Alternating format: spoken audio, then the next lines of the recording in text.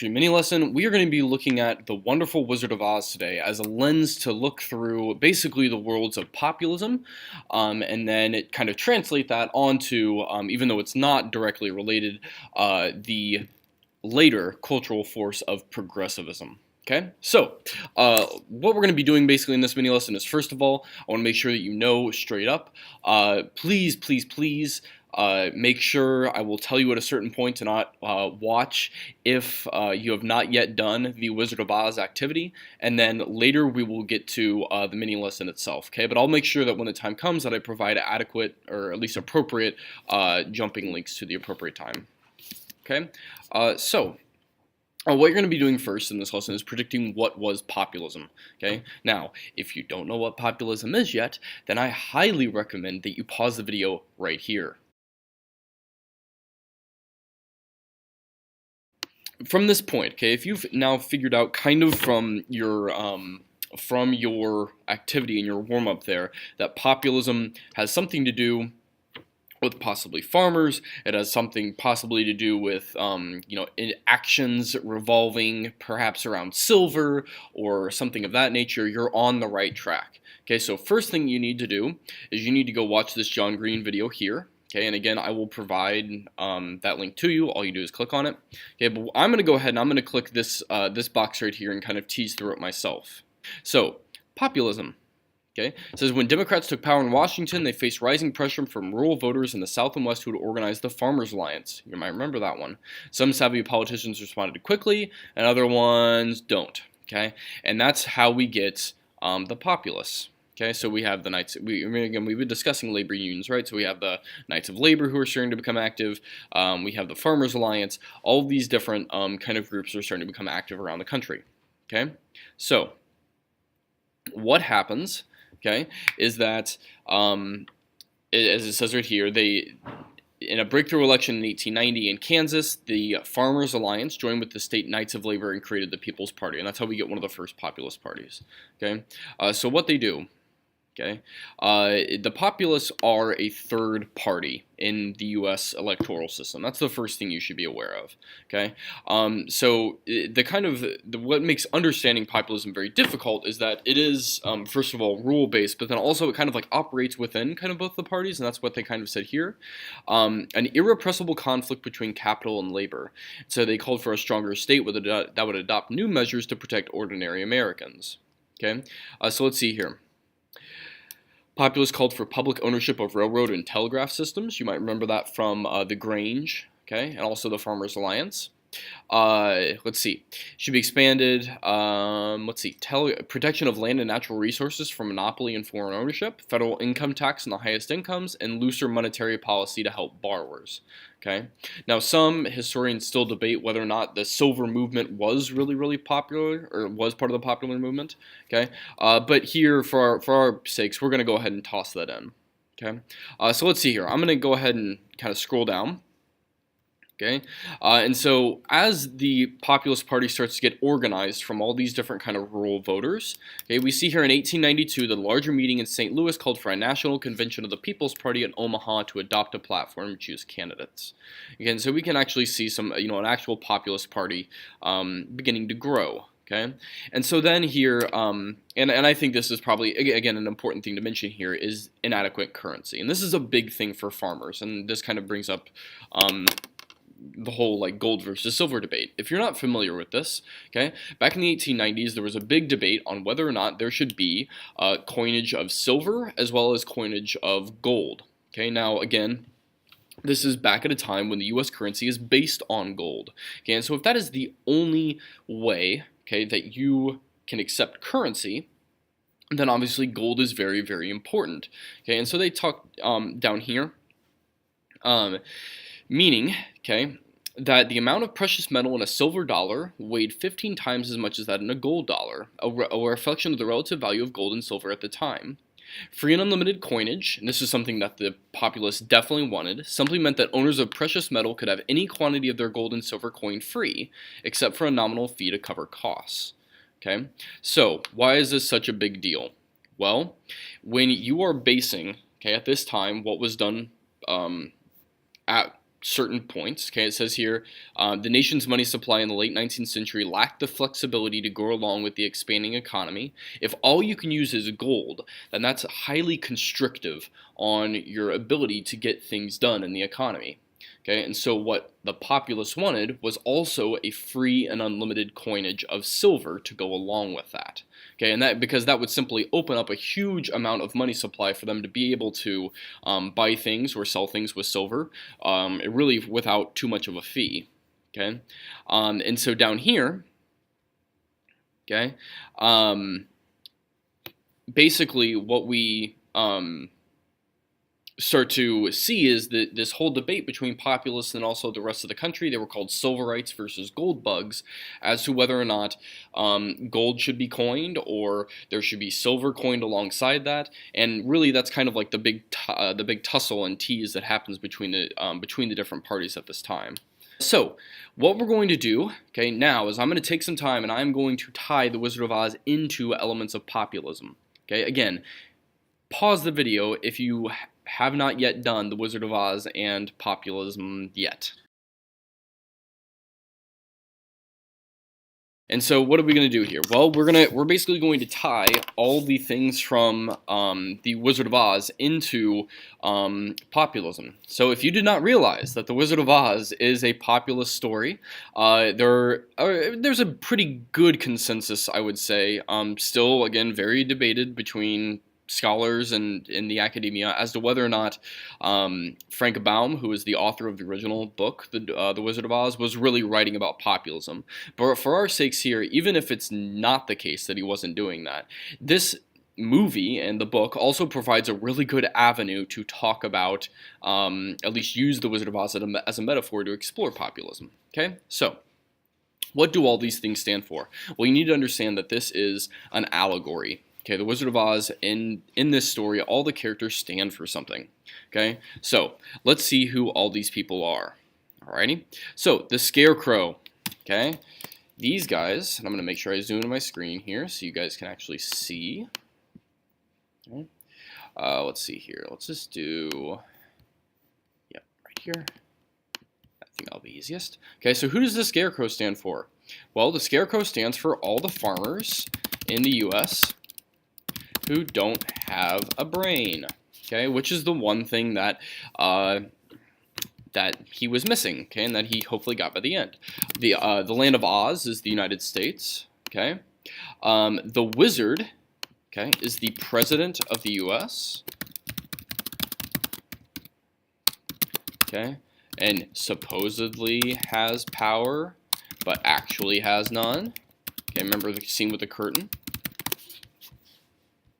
Okay, now, as you can see, I'm kind of just like basically going through them, but let's actually take this from more of kind of a narrative standpoint. I think that might be a little bit more effective. So what is Oz? Oz is the United States, okay, and he's going to use this as a metaphor for what's going on. And again, this is all about, going back to the one populist thing here, about the struggle of farmers and what they need, okay? So Dorothy. Who is Dorothy? She is the person who is basically, she is the reader. She's, as you notice in the movie and also in the book, she's kind of this naive figure who's kind of learning about the world, okay? But she has also good intentions. Okay, now, Dorothy, in the book, okay, not in the movie, wears a pair of silver slippers, okay? So what we get from this is that should be, our main character gets to Oz using silver, okay? And Oz is like the Emerald City, okay? It stands for Washington, D.C., okay?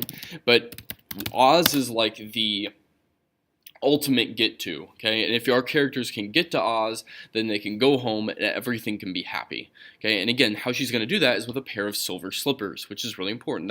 Farmers wanted the free and unlimited coinage of silver, okay? So notice though the one thing that Dorothy is walking on to get there, and that is the yellow brick road, okay? This stands for basically silver tromping on the gold standard. Okay, that somehow silver was on top of gold and should be more important. Okay, now who are basically So who are the populists? Well, the populists are people like Aunt Em and Uncle Henry. They are farmers who are hardworking, but they have obviously a really rough go of it. Okay, times are tough, and for where they live, which is out in the west. Okay, notice the Wicked Witch of the West. There's natural disasters that happen. Okay, there's floods. There's famine, dust bowls. I mean, we can go on and on and on with this. Okay. Kind of makes sense so far where we're going with this? Okay, so the Tin Woodsman stands for industry in the North, who notably has no heart. Okay, again, industrialization being this heartless process that just pounds people into the dirt. Okay, the Good Witch of the North actually stands. Okay, we never meet her. Okay, but she actually stands for the North, like the people of the North who live in that industry or in that industrial world. But they aren't necessarily bad. It's just that they're put into a bad industry. Okay, Munchkins, we can come back to them here in a minute. Okay, the Wicked Witch of the East stands for all the people out in the East who do not understand farmers. Okay, so this is like the people of Washington. And notice that Dorothy, as soon as she comes into the story, actually kills the Wicked Witch of the East. Okay, so that is something interesting to kind of note. Okay, the tornado is like this climactic event that takes Dorothy to Oz. Okay, and then gold we already described as the gold standard. We're familiar with that. Kansas is really just a metaphor for the entire South. Okay, and also West. See if did I miss any. Good Witch of the South is, again, the people of the South who are inherently good, okay, with Glinda. Okay, and then Munchkins. Okay, now, there's a whole bunch of interpretations on Munchkins that differ. Some people say that the Munchkins are this like oppressed group under the Wicked Witch of the East, and that they're liberated. Other people say that the Munchkins are like a whole nother group that was basically enslaved. The interpretation of the Munchkins really differ. Okay, and again, we see them at the very beginning of the Wizard of Oz movie. Okay, now here brings up the question, well, who is the author then? What does Frank Baum stand for? What you can see here is that Frank Baum is, at least from, if we take this as the Wizard of Oz as a metaphor, is arguing that there is a case for populism, that silver deserves to be over gold, and that the gold standard is a problem, that the president, okay, the Wizard of Oz is really a phony. He really doesn't have any actual power. It's ruled by the wicked people in the East who actually run things, then also the nasty environment of the West. Okay, but the thing is that Frank Baum doesn't necessarily just criticize them. He also kind of criticizes the farmers, because he really says that if the farmers only got a brain, like the Scarecrow, then they would be like Aunt Em and Uncle Henry. If they could get together and actually bond and take charge, then they could take back the Emerald City, okay? Take back Washington, D.C. So Frank Baum is also, I think, if we kind of extend this metaphor and take this metaphor at face value, is that he's also criticizing, in some cases, farmers and populists who aren't doing the proper amount of organization, okay? Now, there's a couple other characters we didn't mention in here that I probably arguably should have, and that's the Lion. Okay, we can just go ahead and type his name down here. Okay, the Lion stands for William Jennings Bryan, okay, who I don't have a picture of, but I should have put in here, and I'll make sure I do that for you guys. Okay, William Jennings Bryan was a populist candidate for president, and basically if you know about the Wizard of Oz, the Lion doesn't have any courage, okay, and basically the argument that Baum seems to be making there is that only if William Jennings Bryan had more courage, then he could actually become president, which he did try at least 4 times, so maybe it's not courage, maybe he just needed some luck too, okay, so there you go, again, Wizard of Oz, how does it extend to a metaphor for the populace? Okay, so I'm going to go ahead and close out of this. Alrighty. And then, okay, we are now going to shift this mini lesson, or shift this video lesson to looking at the mini lesson for progressivism. Okay, now a big thing to please remember here is that we do have both of these in the same mini lesson, but progressivism is not at all the same thing as populism. Okay, so What causes philosophies to emerge in society? And then how do people understand a philosophy ideology? These are our essential questions. Okay, so kind of what we're going to be, again, looking at here is that progressivism has conflicting ideals, and the philosophies that emerge in society, okay, so for example, like things like today, like social justice or Black Lives Matter, people, that in many cases becomes a language that people use, it's like the way that we phrase debates, and we're going to kind of see how the progressives do that, okay, so how do people understand a philosophy ideology, okay, so who are the progressives? Okay, we need a little bit of context here. Okay, so we've had the populist movement go through. Okay, we'll kind of talk about them here with some political candidates in the next lesson. Okay, but the progressives come from this context of that we've been having from industrialization and change. Okay, so in 1893, for example, there was a depression that hit the United States, and it hit cities especially hard. Okay, and for basically 5 years, there's roughly around 20% unemployment.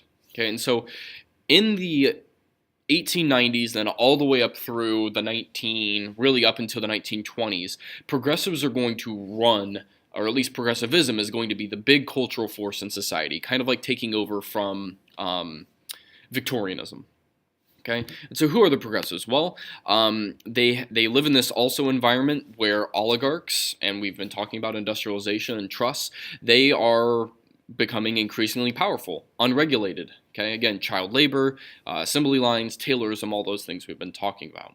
We've had mass immigration to the United States, and it's also unplanned. Cities are dirty, okay, and these kind of things. And there's one big thing also that we should mention, and that is status anxiety. And the historian Richard Hofstadter has written a lot about this, that progressives kind of feel this, that they're losing their place in the world. Okay, and there's kind of a lot of things here that we could kind of tie into the 2016 elections with Donald Trump and what people consider to be his base that voted for him.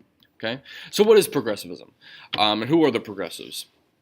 It's probably best to frame it in a way of what progressives are and what they aren't. Okay, so what is progressivism? It is a language of progress, and historians vary again on what progressivism is, but it mostly centers around three things. Number one, anti-monopolism. Okay, so restoring democracy, getting rid of a concentration of power. Okay, bringing power kind of back to the people.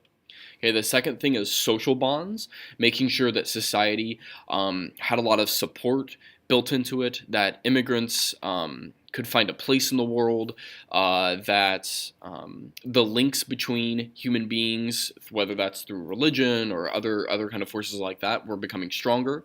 Okay, and the third one was efficiency. Okay, so again, kind of going off that Victorian impulse from before. Okay, now how they proposed that they were going to do this, what progressivism was, is they said they were going to use something called positive statism. Okay, so positive means that it's being applied. Okay, and statism means the state. Okay, so they're going to be applying the power of the state, the federal government, to make change happen. Okay, and so then if we take that, okay, who the progressives really were are basically middle kind of class professionals who had felt left behind now, and these changes have been happening since basically the 1860s, 1890s. Okay, so for example, lawyers, doctors, okay, accountants, these kind of like middle class kind of people, this new middle class was kind of feeling left behind in this age of new immigrants coming in, of industrialization running rampant, and also in an area of not much regulation. Okay, so what isn't populism? It's not related to populace. Okay, first of all, it's associated here with cities. Okay, and populace had to do with rural areas. Okay, and also it had to do with white-collar professionals. Again, people who did more kind of managerial work. Okay, also progressivism is not a single philosophy. You have progressives who bitterly debate and really hate other progressives, because they may focus on anti-monopolism and restoring democracy, but not at all on the efficiency of society. Okay, it also was not an outside movement. Unlike populism, which was a third party, okay, progressives and progressivism was the dominant ideology of the 1880s through the 1920s. Okay, the last thing that you need to also understand about progressivism, and that is that it is not at all logical. Okay, it is a paradox, and here's why. Okay, so on the one hand, you have progressives saying that we want democracy to be restored. We want things to go back into the hands of everyday people. We want them to feel empowered. But on the other hand, how you're proposing to do so is by using the power of the state or federal government to make that happen. Okay, and those two things are completely in contradiction with one another. Okay, because if you're going to use the power of a strong central government, like that government is the answer to make things happen, then your ultimate aim, it doesn't make sense for your ultimate aim then to be that people ultimately get the end of that power. Okay, and so that kind of is a paradoxical kind of ideology in terms of what is expected to happen. Okay, but there are a lot of different examples of progressives. Okay, Jane Addams, the Whole House in Chicago, she sets up a settlement house for immigrants, so there's social bonds. Okay, Ida B. Tarbell, an anti-monopolism writer and muckraker who wrote against the Standard Oil Trust. Okay. Teddy Roosevelt also considered himself to be a progressive. He later does create a whole new party and almost wins the presidency in 1912 under the Bull Moose Progressive Party. And then also it affected even people as low as governors. So Governor Robert La Follette of Wisconsin was a well-known progressive. Okay, so I'd like you to make a connection in your notes. Where would the progressives fit into today's politics? Are they Republicans? Are they Democrats? Are they something else? Why? For me, I see, at least with the whole status anxiety thing, I see a lot of connections to what people identified as like the common Trump voter from the last election, where it was people who in the last 10, 20 years, especially from white rural areas, felt that they had been kind of left behind in all the urban changes and the changes in the economy, or just really general life in the last 15 years. Okay, so who would they be? Are progressives Republicans, Democrats? What do you think? Okay, so the question is then, did progressives succeed? And maybe if we just measure it by amendments, they did. Okay, so we have the 16th Amendment that progressives are responsible for, the income tax. Okay, notice that populists had also advocated for that at one time. Okay, the 17th Amendment called for the popular election of senators. Okay, it didn't used to be this way, but nowadays we vote for who is going to become our senator. Okay. Not at all how that used to be before the 17th Amendment. The position of senator was elected by basically the state legislature. Okay, and obviously progressives changed that. 18th Amendment bans alcohol. Again, social bonds. Okay, 17th Amendment is a good example of democracy, okay, or at least progressive push for democracy. And then the 19th Amendment, also women's suffrage, the right to vote, is also something pushed by a lot of progressive thinkers, but again, not all of them. Okay, so if you want to think about progressives and kind of this age that, was it effective? Did it really transform society? You kind of have to ask, over time, do you think society's become less monopolistic? Do you think that people are socially more linked in with each other than today? Are things less divisive? Okay, and also, is society more efficient? Okay, and that could be a whole bunch of ways: economics, politics, etc., etc. Okay. However, we do need to be careful with the word progressivism, and that is because progressives oftentimes think of themselves as an upward rise towards always a better world and a better government, better society, etc. But we have to be careful about that word better, because progressives did do some improvements that were also really, really bad. Okay, some people who saw themselves as progressive, or even earlier, some Victorians who saw themselves as making a better society, had ideas in kind of Christian masculinity. Okay, which we can talk about Kellogg and his drive to make that happen, but then also going back to all the way to Indiana when we talked about eugenics. Okay, and that eugenics program came in about I think it was 1912. Okay, and that's right in the smack dab middle of the progressive movement. So again, just something to think about here is that, for example, like something like the 18th Amendment that banned alcohol, it could be an improvement in society, but ultimately that was completely unsuccessful, and we called that prohibition. It was repealed by the 21st Amendment. Okay, so other than that, I hope that this lesson has been helpful to getting you guys understand what populists and progressives are. And until then, I will see you guys later. Bye-bye.